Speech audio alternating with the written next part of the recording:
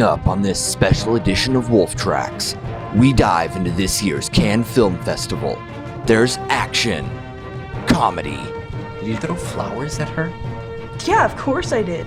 Drama, and most importantly, we sit down with this year's production team to get a behind-the-scenes look at how their films were produced. Stay tuned to see this year's big winner. All this and more on Wolf Tracks.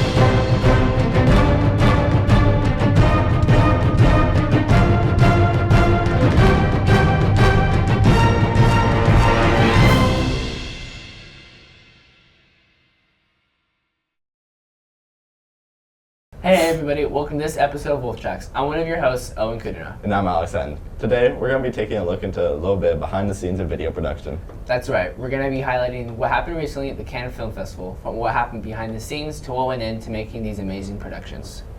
With us now is Clarke Stewart. Clarke, tell us about your production cycle and what went into making the movie. Well, I first held auditions, and then once I found all the characters, I used the theater's costume department, and I found all the costumes and the props I needed. And then from there, I scouted locations, so where I wanted to film. And yeah, and then that's where I started out, and we got to filming. Nice, sounds like you had like a good crew, a good plan to get started. You told us before that you were doing theater and acting. Do you think that influenced the way that you acted in your film? Yeah, because I knew my actors from theater, and I played a character in it as well, so that helped with auditions, because I just cast myself as one of the characters. And I feel like the actors that I got were really talented, and we were able to work really well together.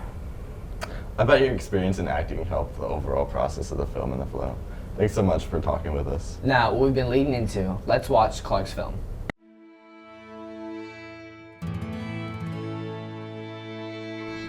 Mom, I'm home. Can you come help me with dinner? Okay, fine. Do you remember Kathy's daughter? Yeah? I'm pretty sure it's just a phase, but I heard that she's playing for the other team, if you know what I mean. What do you mean by that? Like she likes, girls. So what? It's just, I don't know why your generation is like this. I mean, I just don't remember anyone from my generation being gay. Anyways, before I forget, I need you to go through Grandma's stuff. I'm going to donate most of it, so take out whatever you want by the end of the week. It should all be in the attic in a box labeled old stuff. Your grandma kept everything, so there's a lot of junk from generations back. Okay, I'll do it later. Dinner's done. So, how was your day? The same? Learn anything new? I guess. How was your day, Mom? Great, thanks for asking. That's great, Mom. Can I be excused? Honey, you've barely ate anything. I'm not hungry. Okay. Just make sure you go through those boxes. I will. I'll get right on it. Mm-hmm.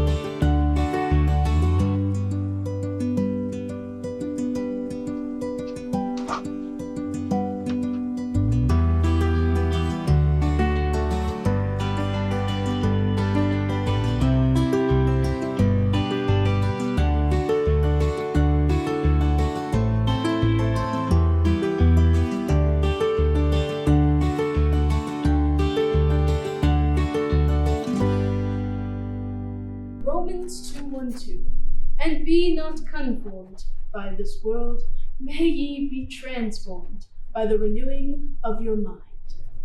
May ye be able to prove what is good and perfect.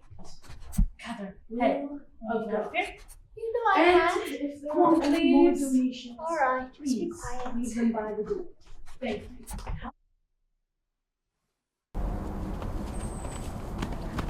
Now, What exactly is so important that you need to drag me out of my church? You know that my uncle is the priest. I try to be there the whole time. Come on, I want to show you something. And we are here. And where exactly is here? Don't you see? It's the perfect hiding spot. And this couldn't wait? Of course not.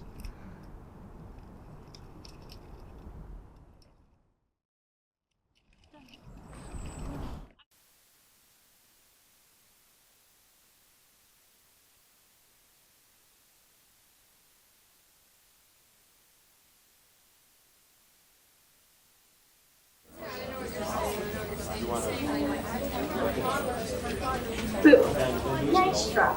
You're gonna get 500 this year. Whatever. Did you talk to her out there? I tried.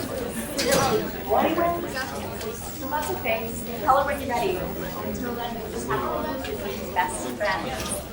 I just shut off your hands. Anyways, from this journal on nonsense. Apparently, one of my ancestors made a people. Cool. Hi, Mom. Come here for a minute, Jesse. What? Come sit. I? I just want to talk to my daughter. Is that a crime? No, but what's your point? You've just been so distant lately. I'm worried. Well, I'm fine. Can I leave now? I guess. Did you get a chance to go through those boxes? Yeah. Find anything interesting? Yeah, actually. I found a journal from one of our ancestors. Her name was Mabel. Not finished reading it yet. When you do, tell me all about her. Okay, well, I have to go do homework now. Okay, good night, honey.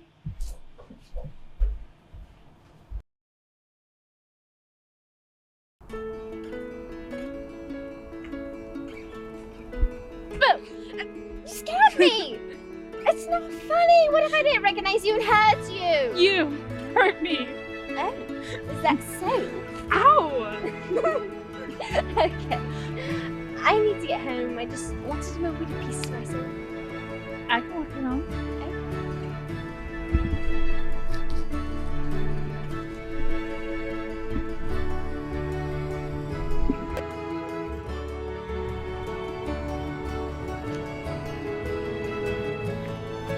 Hey, Marga. I read more about Mabel, and I think she might have had a crush on this girl named Catherine. Oh, scandalous. Yeah, it's like the way she writes about her, it's like she's coming off the page. Alright, tell me more about it later.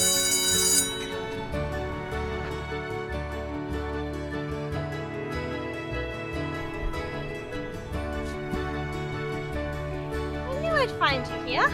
That's because I'm always here. Why were you looking for me? No particular reason. I finished all my chores and figured I'd come find you. I thought your uncle didn't want you in the woods with me. I didn't tell you. Maybe he's right. I am a bad influence on him. He is not. I like being around you. So you're not afraid I'm gonna put a spell on you? The entire village seems to be watching my every move to find some way to accuse me of witchcraft. You're not those, but not a witch. Is that why you're always on here? I guess so. It's quiet.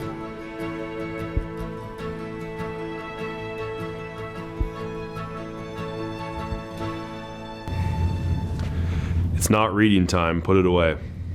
Sorry. Hey, Mom, I'm home. I'll be going out. I'll be back in an hour or two. Now hold on a minute. Come here. Am I in trouble or something? Not unless you did something wrong, but that's not what this is about. Sit. Okay. What's up? I just want to talk to you. I feel like we don't share like we used to. Remember our gossip debriefs? I miss that. Well, I don't have any gossip, and the only thing you want to talk about is when you want to judge someone. So, can I leave? Fine, but you know I'm here for you to talk if you need to. And Jesse, I love you. Love you too, Mom.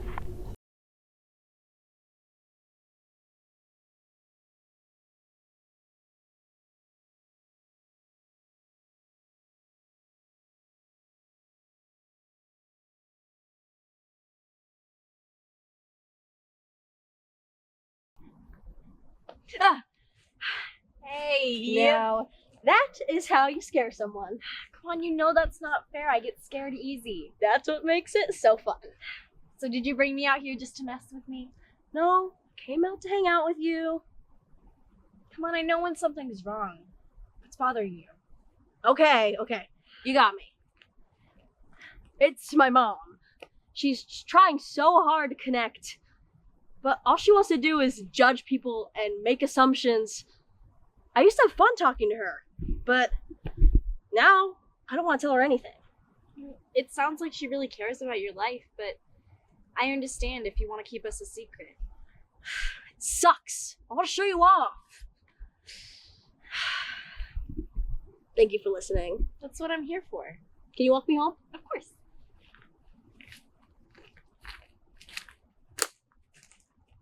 See you at school tomorrow. Well, I heard someone at the door, but I guess it's just you. Oh, and who is this? I've never met them before. Hi, I'm Margot, Jesse's friend. Oh, well, it's nice to meet you, Margot. My name is Jolene, but you can just call me Jo. You know, I think Jesse's embarrassed to bring her friends around me, but I'm not sure why, because I'm a peach. I'm sure you are. Well, I was just about to cook dinner if you want to come in and eat. Mom, she doesn't want to come in. Okay, well, you should bring this one around more often, Jessie. She seems very polite. You're welcome anytime, Margot. Can you leave now, Mom? Okay, I get it. Sorry about that. You have nothing to be sorry for. Yes, I do. I have to hide us, and it's not fair. Jesse, I won't force you to share something you don't want to. I'm so lucky to have you.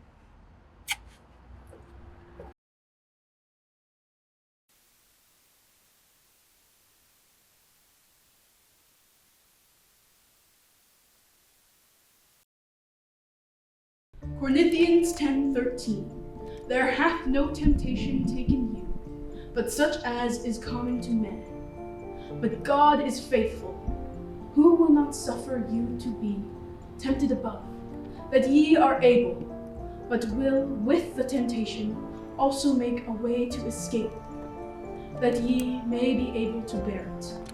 We must avoid these temptations.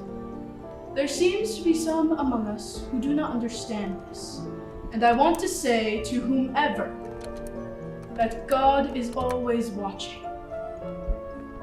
Now, I want you all to go home and pray tonight on this.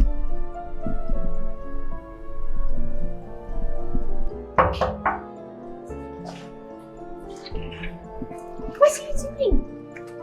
I'm coming to get you. Well, I can see that, but it's in the middle of the night. What could you possibly be up for? I couldn't sleep. So, you want to be settled? Perhaps I wanted company. Catherine, What? what are you doing up at such an hour? Nothing, Uncle. It was hot to open the window. Are you sure? I thought I heard voices. It must be mistaken. I don't know. All right then, go on, back to bed. Yes. Maybe we should go to the woods. Is that a good idea? I never said it was. Well, alright.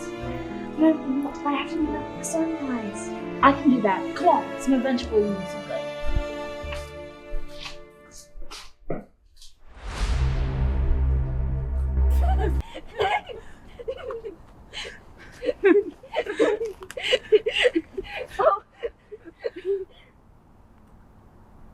I'm so sorry. I don't know why I did that.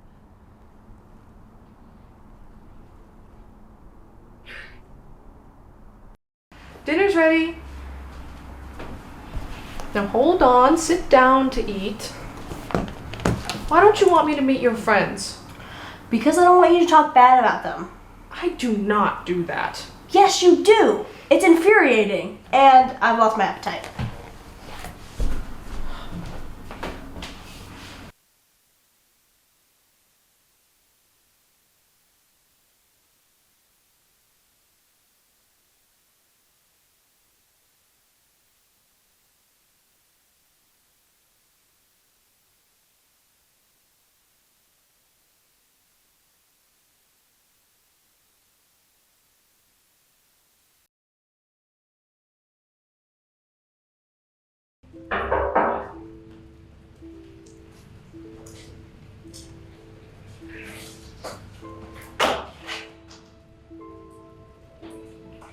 Dear beloved Mabel, my uncle saw us. He's sending me away. He believes you've bewitched me. You need to run away before you get hanged. I knew you were special. I've never felt love for another like I had for you. I wish we had more time. Goodbye, Mabel. Love, Catherine. I promise, Mabel. I'm not gonna be like you.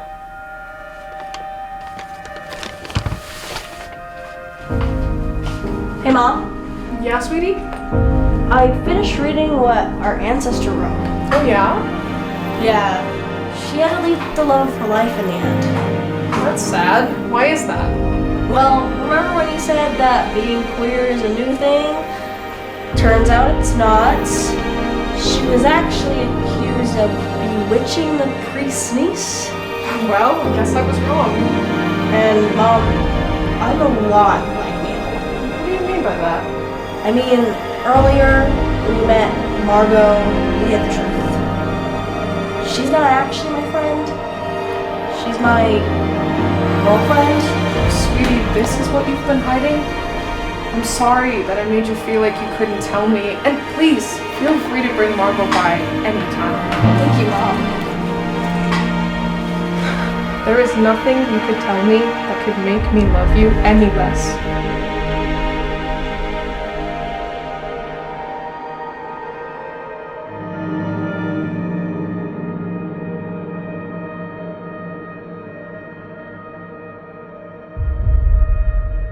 Now I can see how Clarke's acting helped the overall film. What do you think, Alex? I really love the storytelling and the flashbacks, and I had a nice depth to the film. I couldn't agree more.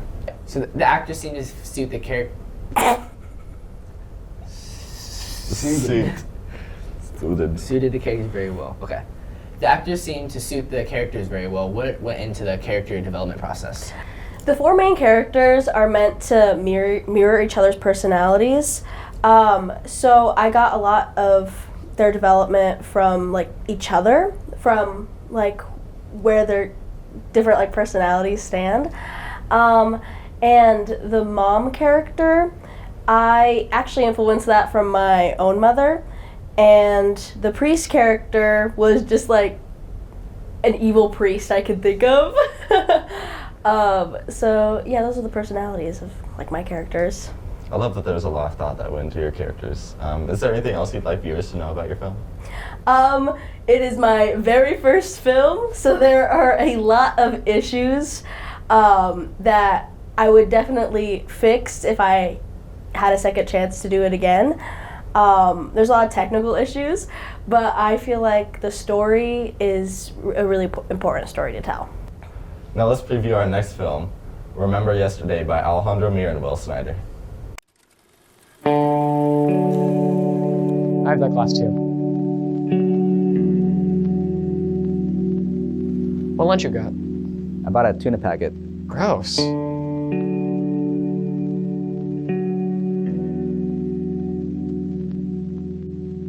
My name is Max. I'm Ethan.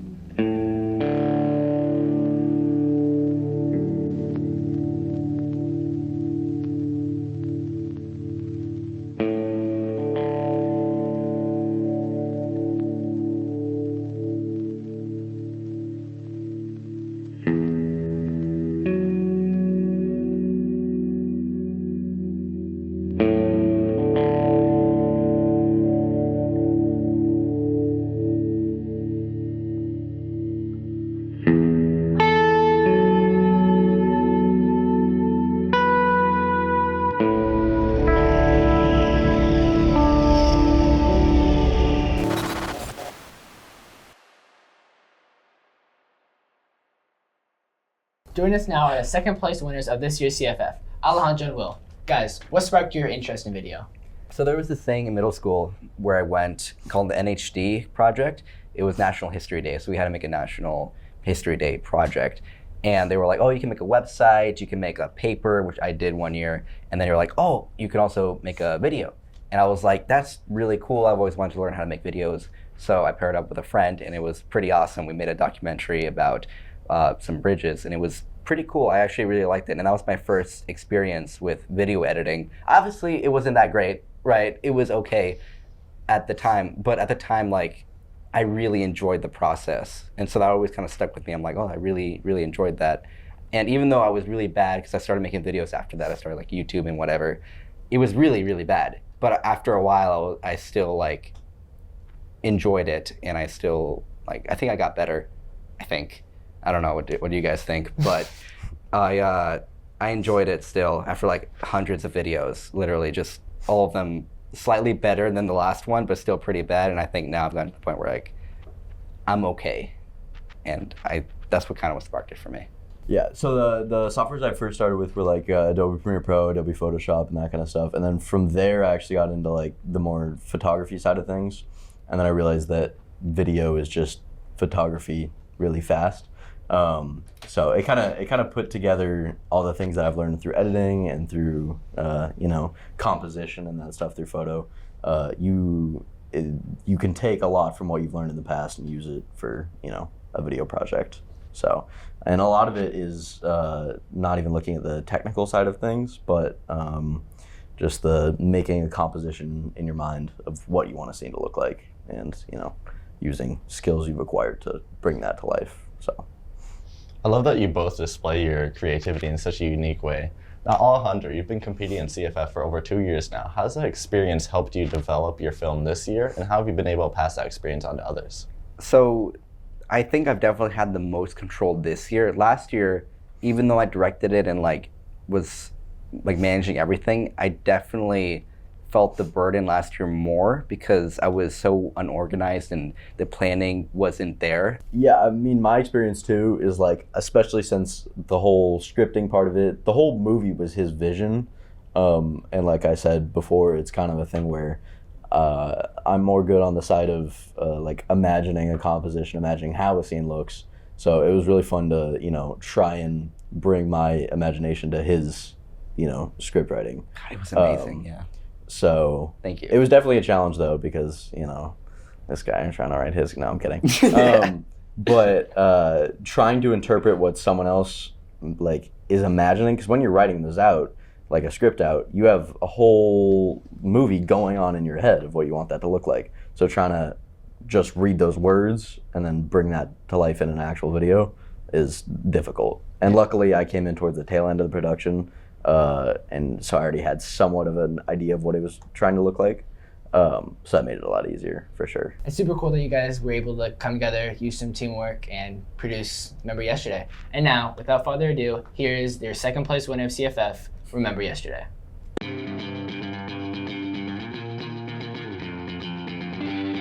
My name is Max. I'm Ethan.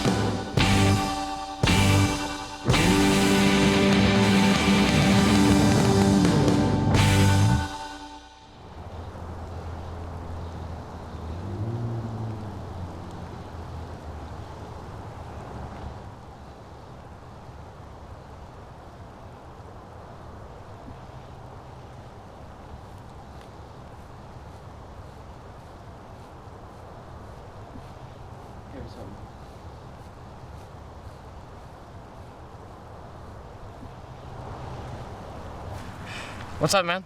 Not much. Been working. How are you? You asked me that like 4 times at school today. Well, how was work? Sucks, but it wasn't like terrible. It was only a 4-hour shift. I wonder when I'll get the same hours as you do. Dude, I doubt they'll even give you that many hours. Can we like maybe another week? Kinda hope they don't.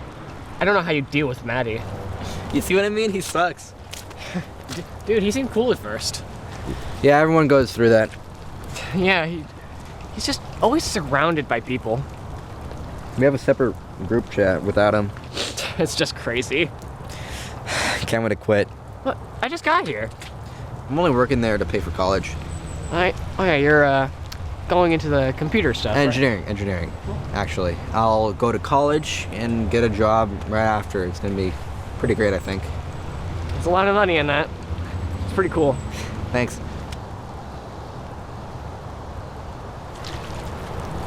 You okay, man? Yeah, I've just been tired lately. You know you can tell me anything you need to, right? What does that mean? I've tried calling you and you just never respond. I was busy. Was it even that important? Whatever you were trying to talk to me about over the weekend? No, it's just... I just wanted to call so maybe we can hang out more often. And maybe you could just respond on every other day? I can't just change like that. What, do you want me to just change out of nowhere? That'd be nice. Okay, I'm sorry if you feel like I ignored you and it hurt your feelings. That's not an apology. What do you mean that's not an apology? What, do you want me to write a 3-paragraph essay or something? That's just not an apology. You're such a chore to talk to. You know that? You know that's not what I meant.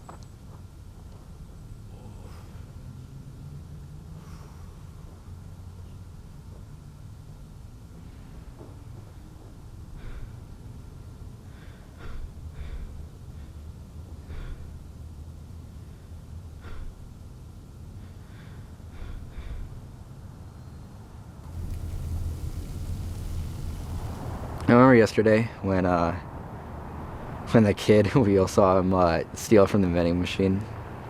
We were just there in the lunchroom, just waiting there, and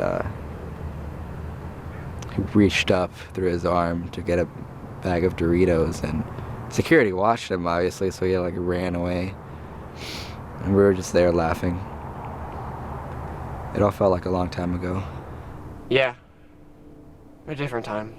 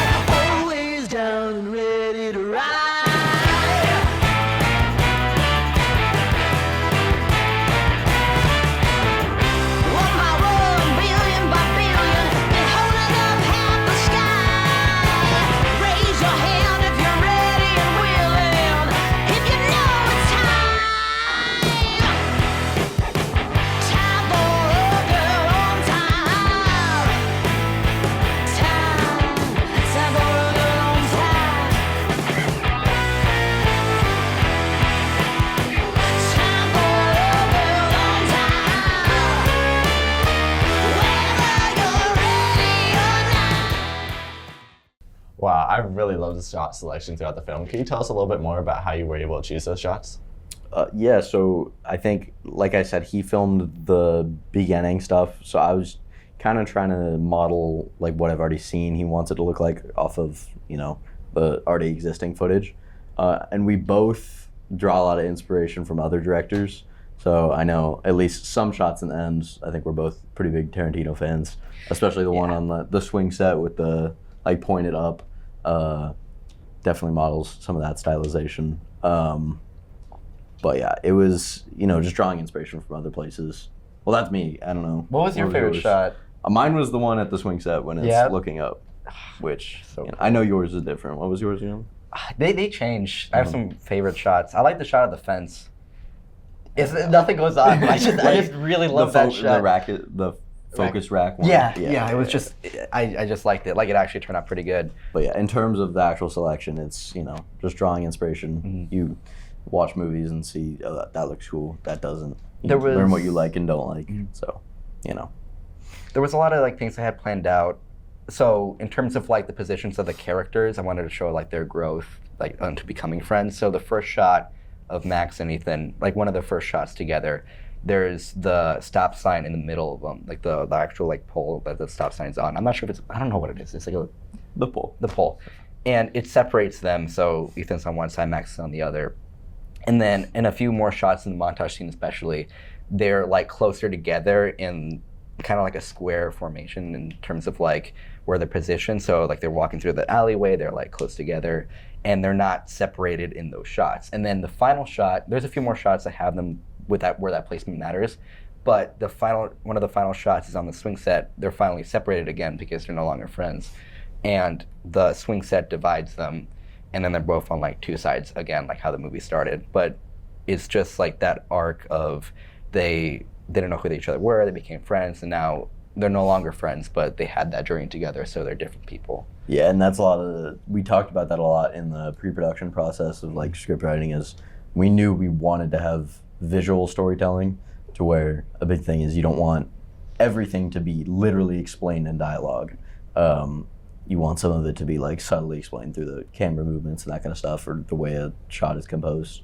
So I think it worked out pretty well overall. Yeah, I love the shot selection. I really like all the racket focuses and all the focus shots and the downward angles and the upward angles and all the angles. I think they're super cool. There was a shot I wasn't planning on getting that we ended up getting.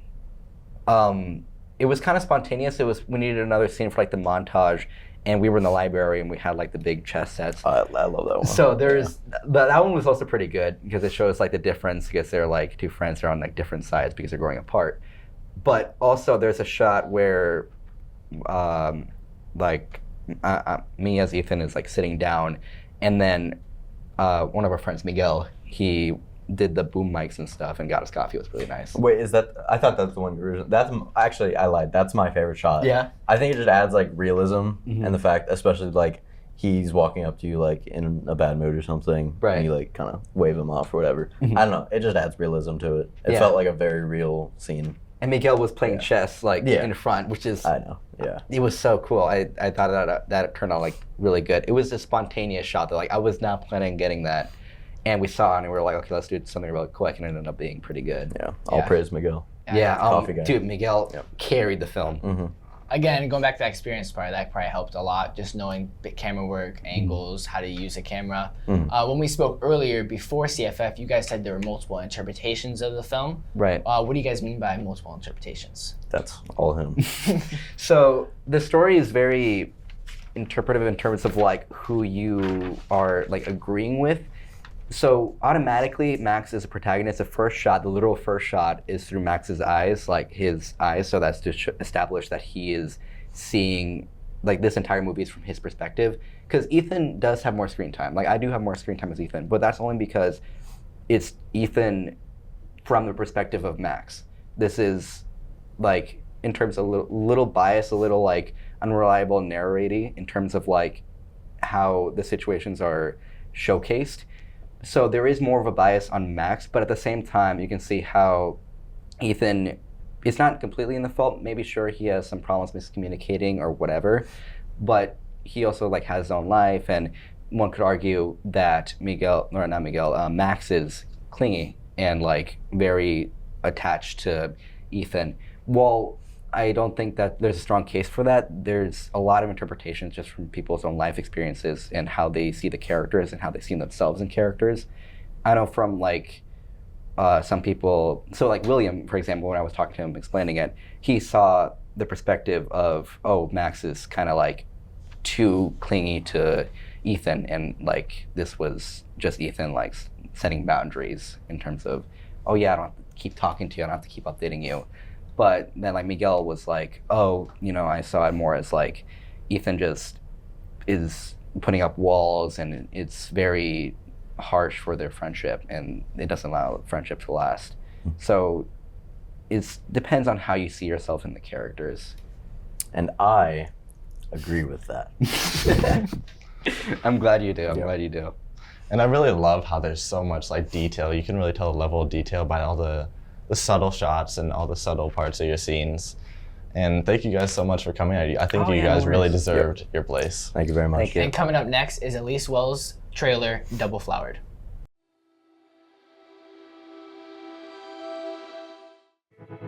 You're not even Rose! I wanted to go out with Rose, not you! You've been shockingly quiet. How was your date? Rose didn't show up. What? Yeah, and she sent one of her friends as a replacement. Damn, that's rough, buddy. It was Rosalie or whatever her name is. Rosalie's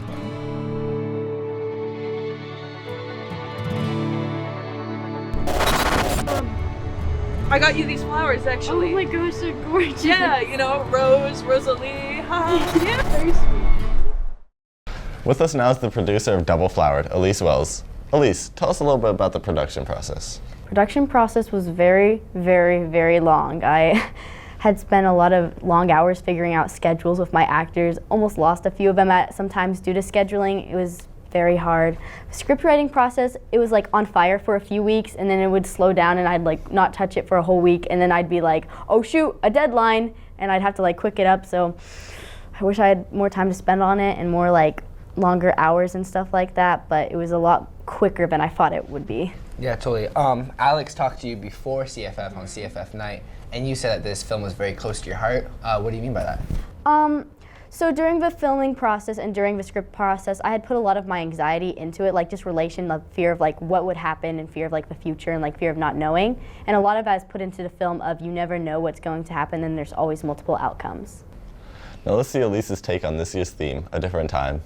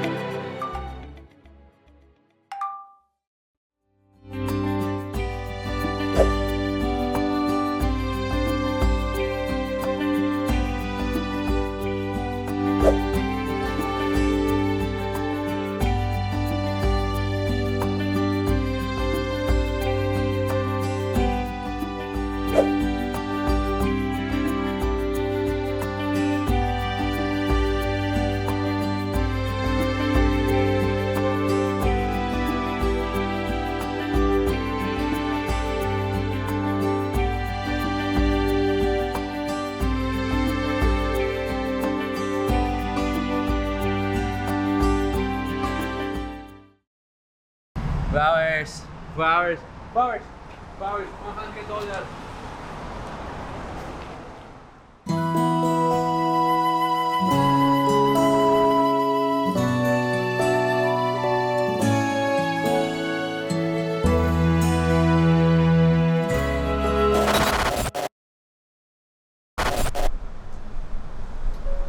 Hey, Hey, who are you? Rosalie, Rosalie. we're supposed to go on a date. Oh, yeah, sorry. I got you these flowers, actually. Oh my gosh, they're gorgeous. Yeah, you know, Rose, Rosalie, haha. Yeah. That's so sweet. Yeah, of course. Hey. Hey, What are you doing here? I'm waiting for our date. Our date? I'm Rosalie. You were texting me last night. No. I was texting Rose. Well, Rose gave me your number and she said that we should talk and that you would take me on a date. No, that's not. I'm supposed to be on a date with Rose.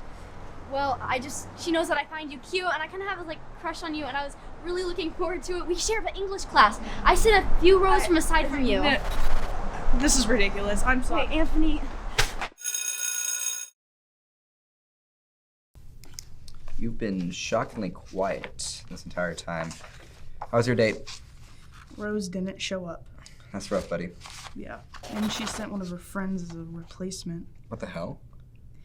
It was Rosalie or whatever her name was. She said I was the rudest person she'd ever met.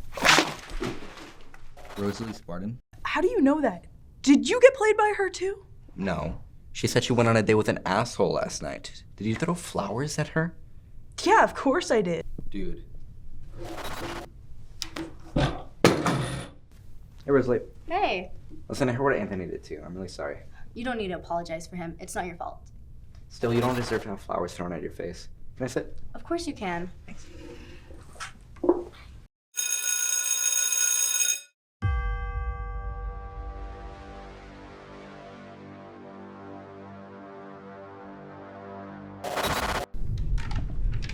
So you're stealing my best friend now? I'm not stealing him. He's apologizing for you. Apologizing for me? I don't need people to apologize to me. You're acting like a victim here. I'm really tired of fighting you, Anthony. I really liked you, and you hurt me. Hurt you?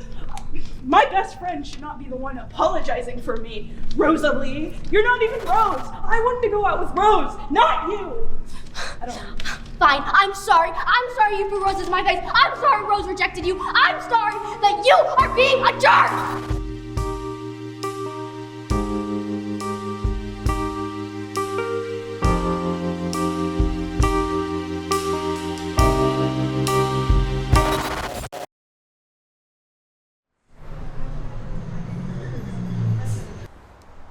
Hey Anthony, what's up? Were you waiting long? Oh my God, you actually showed up. Yeah, why wouldn't I? So, oh my gosh, it was just a rough day, you know, like everybody was just getting in my head, stuff like that, you know. I got you flowers. Thank you. Yeah, they're roses, just like your name, you know, Rose. That's really sweet of you. Yeah, of course.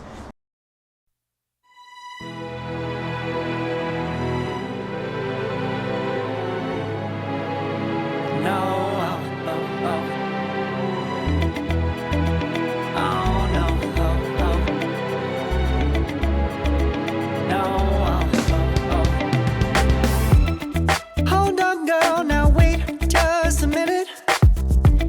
I've got something to say, you should hear it. Oh, I'm happy to make time for your feelings, but you have to admit I already do.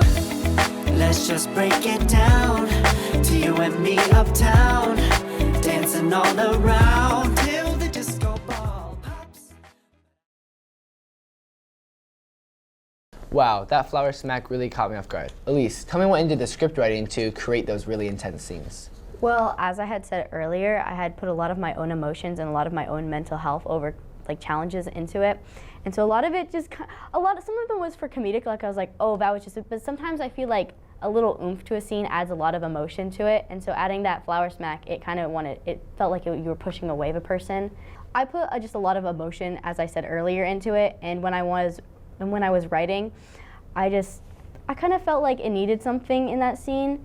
In that scene, I felt like if you really don't want somebody, you normally push them away somehow, whether it's verbally or physically. And I felt like since words weren't enough in that scene, clearly, since it kept on pushing, I felt like the flower smack was needed just because it was like you want to get somebody away and you're frustrated at them.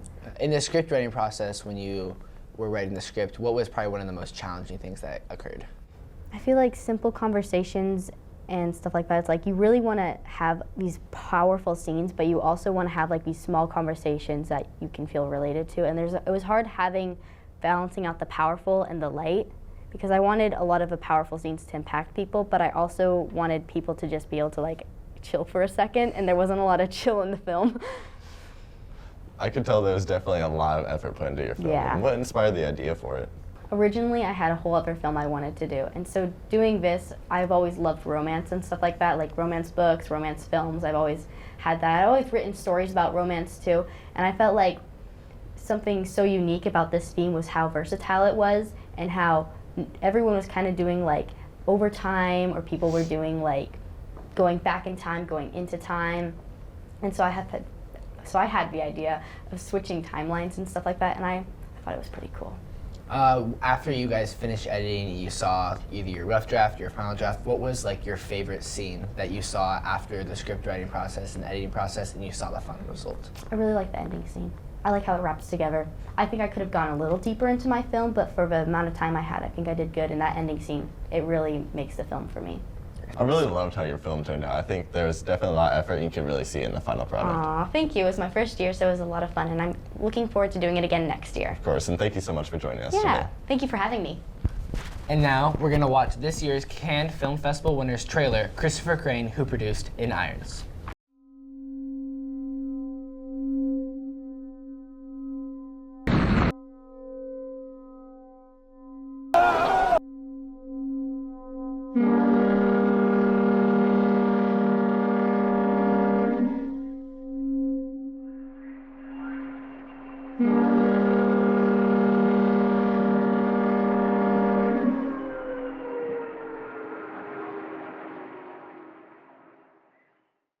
Finally, let's introduce this year's Cannes Film Festival, Christopher Crane. Welcome, Chris.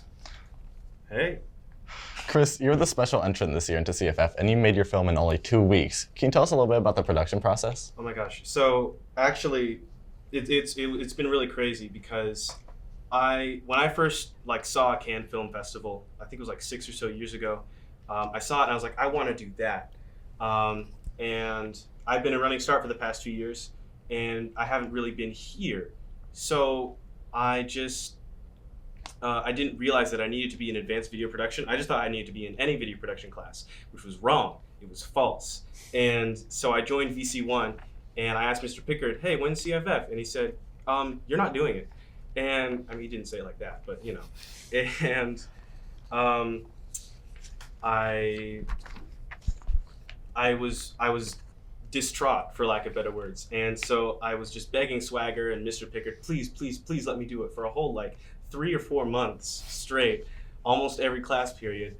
And finally, Mr. Pickard came to me I think 2 weeks before CFF, and he goes, hey Chris, we just had a couple people drop out. I know how much you've been wanting to do CFF. I'm gonna let you do it, but you have 2 weeks to make the film. And so I was like, oh man, I got 2 weeks, I gotta get everybody together. And I think actually the hardest part was getting everyone together and having a coherent story, because what happens, when you ask people to be somewhere on short notice, it's they can't make it. So I had a couple people drop out. I had to cut a couple people. I had to get other people in. I actually had a couple stunt doubles that didn't look anything like their counterparts. So I had to do different camera shots. But and yeah, and even during post-production, I spent 11, 12 hours in there every single day of the week, even days that I wasn't even supposed to be there, B days. And so, yeah, the hardest part of that was definitely just getting everyone together at the same spot at the same time so we could record our scenes. That's really cool. So a lot of coordination into your crew, into all the camera work, all the gear, and 2 weeks is crazy for, what was that, 10-minute film? 10 minutes. I mean, I might have gone overboard. 12 minutes, but yeah. That's cool. Where did you get your inspiration from your film? So, funny story. It originally wasn't supposed to be about a virus on a ship. It was supposed to be about a kraken. And that was a bad story. And I'm glad that I talked to some of my friends. I talked to some people that I trusted about the story, because looking back on it, I'm glad I didn't make the film about that. But it was mostly inspired by one of my mom's favorite films and one of my favorite films, Alien. I believe it was 1979. And you can definitely see some aspects in it, as you watch it, you can see some things people say or some things characters do that's oh, haha, that's kind of similar to Alien. It was also inspired a little bit by The Thing. And there were going to be a bit more scenes where it was more Thing-like, but then I realized that it's kind of hard to do that with a virus. So yeah, those were two very big major inspirations. That's great. I really, I'm proud of you for the work that you did. Now let's sit back and enjoy this year's winning film. Would the interviewee please state his name? Fresno Mint. The world is at war with itself. Resources are scarce, too many mouths, and not enough food to go around. The Manta was supposed to be a peaceful supplier of necessities to offshore communities, but approximately 19 hours after we set sail, we encountered a storm. That's when disaster struck. A virus of unknown origin broke out on board. It worked fast, took out almost the entire crew. 6 of us managed to hide in the radio control room. We sent out a distress signal, but the storm muddled our equipment. So 3 of us volunteered to venture out. We decided to find out exactly what this disease was, and if there's any way to cure it.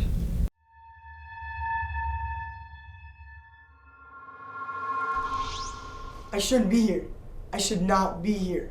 I can't believe you guys talked me into this. This is stupid. This is crazy. Which part? The fact that there's an unknown virus on board? The fact that we're crawling through vents? The fact that we're still alive? The fact that you talked me into this. Me. Hey guys, sounds like Brett's got a little cold feet. Shut up. See? I told y'all we shouldn't send him out there. Trust me, I've known him a while. He uses vents to steal our rations. Wait, so that's who stole my sandwich yesterday?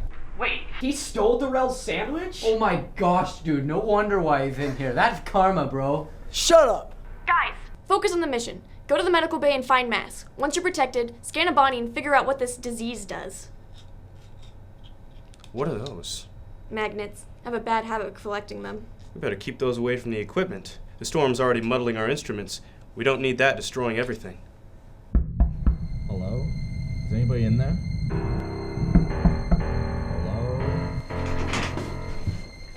Hey, whoa.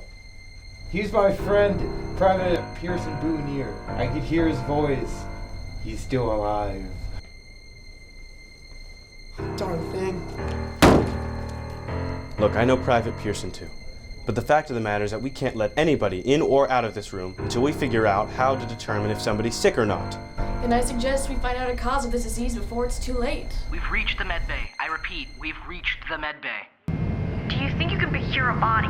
I don't know if we could do that. There aren't many supplies here.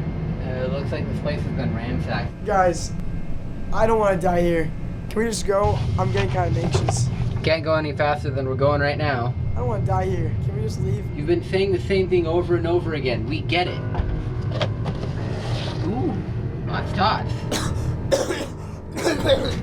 I found a face mask in here, but there's only one.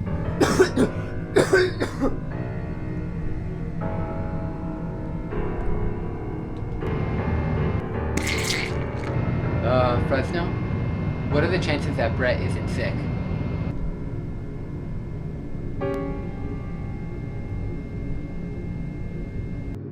Guys, you're gonna want to see this feed.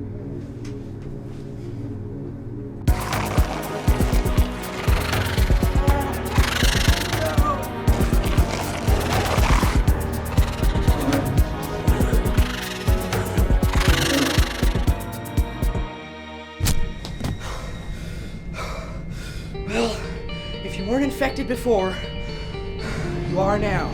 You think? Looks like they sorted things out. They're scanning someone.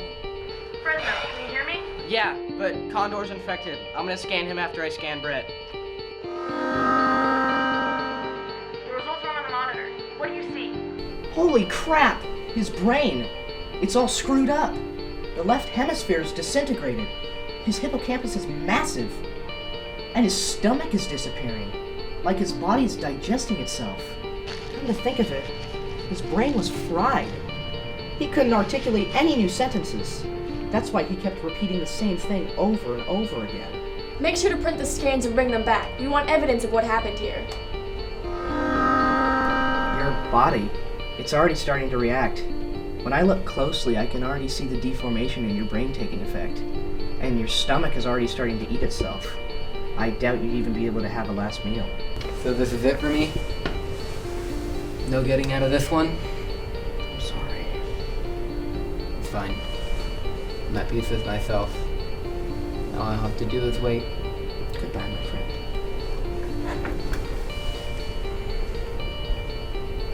All I have to do is wait. I have an idea that can clear everybody in the radio room, including me. There's no fatality time, so for all we know, Brett could have been infected yesterday. What are the chances of me making it to food storage? It's so wet in here. It's like the ship is flooding or something. We probably don't have much time left. Why exactly are you down there again? You just got a little hungry? Well, the idea is to test if we're infected by seeing if we throw up any of the food that we eat. That's a smart idea. Smarter than you look. You've got movement. I repeat, you've got movement on your left.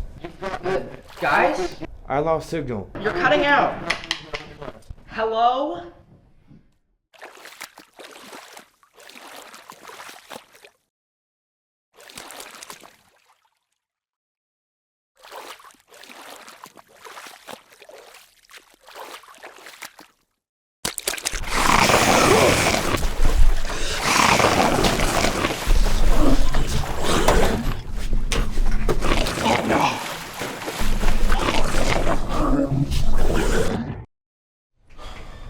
Now what? That's it. I'm going out there. Hold it!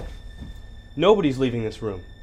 Don't you think we need to tell the world about this disease? Down there, in the cargo hold, those files with our evidence are gonna be destroyed when the ship finally sinks. Face it, we're all probably gonna die anyways. Our lives are over, but those scans are our best shot at warning whoever finds us about this disease.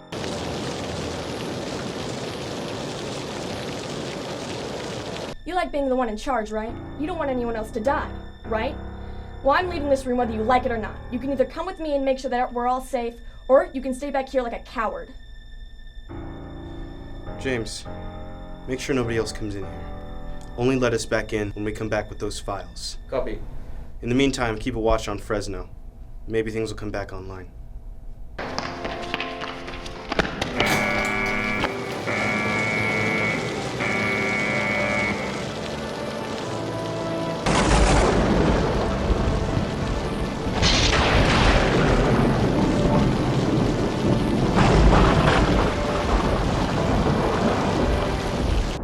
You know, I never thought I'd spend the last hours of my life in a zombie horror movie.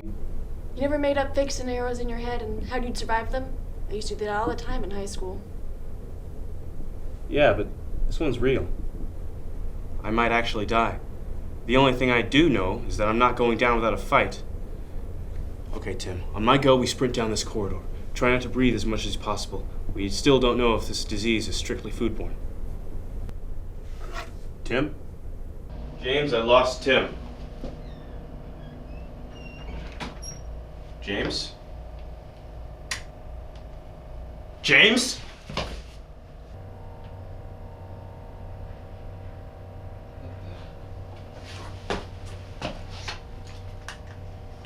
Hello? Hello? As soon as you get a signal.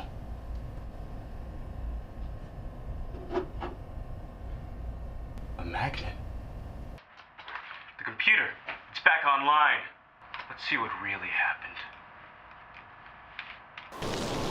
You killed James! It had to be done! I trusted you! I trusted you with my crew! Hey! What are you doing? I had her! Were you with her? What do you mean am I with her? What are you doing? You're holding one of our crewmates off the edge. She's a murderer! She killed James, Fresno! She sabotaged our radio! Ah! Ah! What was that? It's 2036, Fresno. We're still the same species fighting over the same resources. The war has been going on for 3 years now. Sooner or later, there'll be no more oil for our tanks, no more people for our guns, and no more resources left to fight for. The government needed a group of people to test their ultimate weapon on. Not a bomb, not a laser, not a missile or a nuke, but a disease. The ultimate bioweapon. And who better to test potential antidotes on than the largest shipping company in the world? Medical records all in place. I was sent on this mission to record data firsthand, and I'm glad I did. If not for the storm, all our info would have been sent back to HQ by now. Nobody's getting off the ship except me! What did you stab me with? Ultimate bioweapon. Your survival is now out of my hands.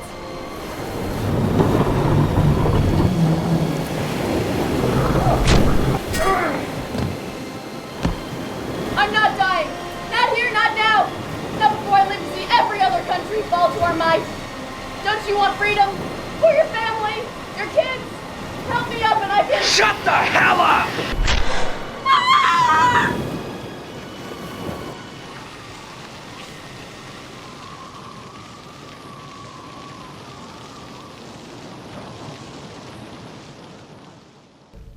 Thank you for your testimony. The horror you've beheld should be leaked to the press. It's one thing to destroy land, another to destroy the human race. Thank you. Did Dr. Toledo say anything else about the program? Dr. Toledo? Tim.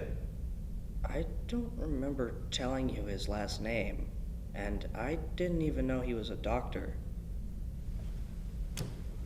How did you know who he was? Sometimes we find that in an attempt to run from the enemy, we run straight into the devil's arms. How did you know his name? Thank you for the information you've given here today. It will benefit your country beyond your imagination. How did you know? You will be escorted out now. How did you know? How did you know his name?